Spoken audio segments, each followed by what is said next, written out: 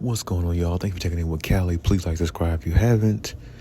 So, the last few games, the Clippers have just really been looking bad.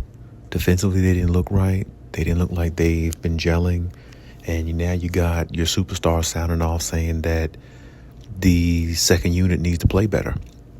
And I know that sounds bad coming from Kawhi at this point, who hasn't played much basketball and who's playing limited minutes and not many back-to-backs. So it definitely doesn't sit well probably with a lot of fans, but he's right. They do need to play a lot better. They do need to play more sound, and the Clippers need to start faster in games.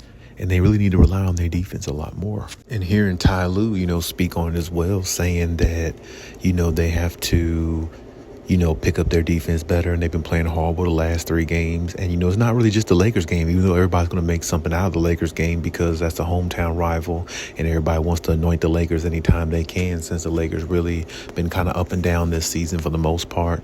And it just didn't look good, for the Clippers on their behalf of like what they did specifically. But I mean, you take the loss against Toronto, that loss looked pretty bad too, because it's like when I looked at the score, I'm looking at the game, I turn away from the game for a little while. I'm like, okay, yeah, they'll find a way to pull this one out. And then I come back and look at the score, going to the fourth quarter, I'm like, whoa, what's going on? What is this? And then, I think I walk into like the kitchen and come back and the game is over with, of course. And then I see, of course, the Toronto Raptors won, and I just couldn't, I'm like, I couldn't wrap my head around it. Like, why aren't the Clippers playing with the defense they're supposed to play with? Why aren't they playing with the defensive edge that they're really actually known to be as now? Because they're more of a defensive team now rather than an offensive juggernaut. Because, they're still playing Kawhi on limited minutes. He's still not, playing at the full minutes and back-to-backs and all that stuff. Norm Powell's playing very good, but Norm Powell is a scorer. He's not really like a defender or anything, but all the other guys around him, besides James Harden, of course, as well, are defenders. And these guys have to go out there and defend every night at a high level in order for this team to be successful, because that's what they're really predicated on now. They're not really this like they were last year, looked at with the big four, and with Russ, PG, Kawhi, Harden, like they're this offensive juggernaut that a lot of teams don't want to deal with. They're not that now. They have more of a defensive identity. So that's what they have to go out on the floor with, like every single night. They can't go on the floor with any other mentality, because if they do, it just doesn't, work in their favor. And it won't work in their favor, because when you look at a lot of other teams, even including the Lakers, Luka didn't even play last night. But I mean, when Luka starts playing with LeBron, they're going to be more offensively inclined. Then you got the Phoenix Suns. Now you got the Spurs with De'Aaron Fox. You're going to have to rely on your defense to beat these teams, because these teams are going to put up high power numbers. And, of course, the Clippers want to put up big numbers, too, and they will when Kawhi gets back right. But until then, or until he's off this minutes restriction, they have to rely on their defense even more. And even in the playoffs, even when Kawhi gets right, they still need to rely on their defense, because that's what's going to help them win, not them trying to go score for score with teams and just jack up threes and take ill-advised shots, not spacing the floor correctly, guys, out of the position. That's not what they're going to need to do to win. They're going to have to be a lot more concise, a lot more better.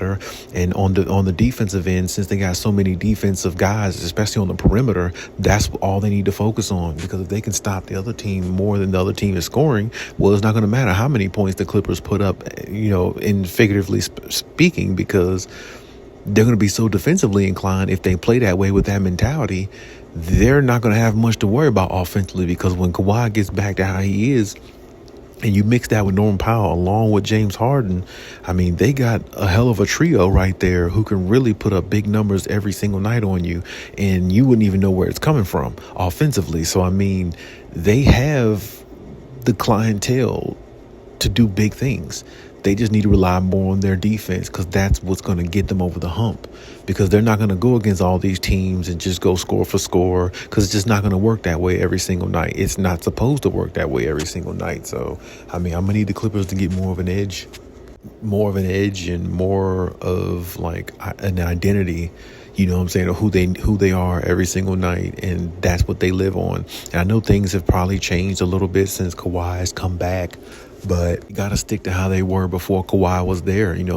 All defense, be offensively inclined as much as you can and live on the defense and get, fast break steals, turnovers. That's what this team is built on. If you look at their roster, they're built to do that every single night. And that's what they have to do if they want to be a championship caliber type team. No matter whether Kawhi is on the floor or not, even though they're not going to win a championship without Kawhi. But my point is, no matter whether he's on the floor or not, you got to have that mentality, because that's what sets them apart from a lot of other teams. They got guys on the perimeter who can defend.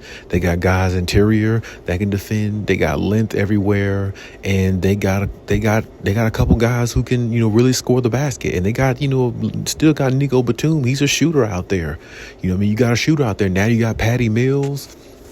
You got another shooter out there. So, they're going to be all right offensively, but, you can't, go in these games trying to outshoot teams and trying to outscore them just because you got a lot of these pieces and just because you got Kawhi Leonard on the floor.